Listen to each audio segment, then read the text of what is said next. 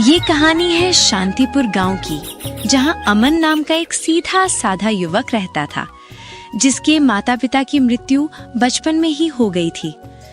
गांव के सरपंच ज्ञानचंद ने उसे सहारा दिया और अपने यहाँ काम पर रख लिया।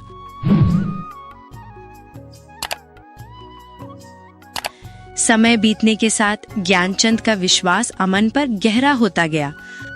अमन बेटा, अब तुम शादी क्यों नहीं कर लेते? तुम्हारी उम्र हो गई है। जब तुम्हारी पत्नी आएगी तो वो तुम्हारा आधा काम संभाल लेगी।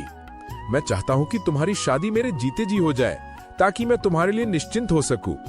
अरे सरपंच जी, ऐसी बातें क्यों करते हैं?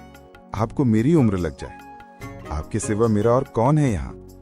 आपने मेरे लिए जो कुछ किया है, ये उपकार मैं कभी नहीं चुका सकता। उपकार की बातें छोड़ो अमन बेटा, बताओ शादी करोगे कि नहीं? बताओ, लड़की मैं ही देखूं या तुमने किसी को पसंद कर रखा है? नहीं सरपंच जी, मेरी नजर में कोई लड़की नहीं है। आपको जैसा ठीक लगे आप वैसा कीजिए। मुझे आप पर पूरा भरोसा है। आप मेरे लिए भगवान से कम नहीं हैं। ठीक है अमन बेटा, मेरी नजर में तुम्हारे लिए एक बहुत अच्छी और सुंदर लड़की है।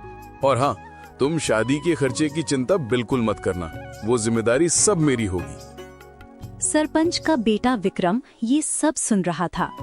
वो गुस्से में अपने पिता के पास आया। पिताजी, ये आप क्या कह रहे हैं? आपको क्या जरूरत है अमन की शादी का खर्च उठाने की?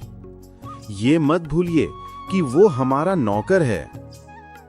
नौकर से इतना लगाव ठीक नहीं है। जबान संभाल के बात करो विक्रम। वो मेरा नौकर नहीं, मेरे बेटे की तरह है। ये मेरी संपत्ति है। मैं जो चाहूं वो करूंगा, तुम मुझे मत सिखाओ। मैं आपका बेटा हूँ, वो फटीचर अमन नहीं। आप मेरी तुलना उसके साथ कर रहे हैं? सारे गरीब लोग ऐसे ही होते हैं। एक दिन आपको पता चल जाएगा कि अपना कौन है और पराया कौन। अपने और पराये की बात तो तुम करो ही मत।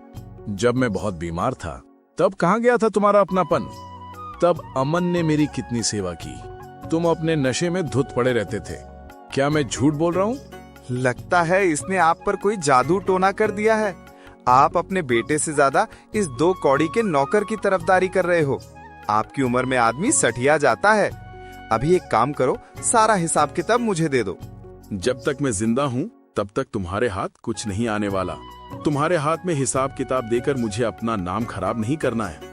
काश तुम्हारी जगह भगवान मुझे अमन जैसा बेटा दिया होता।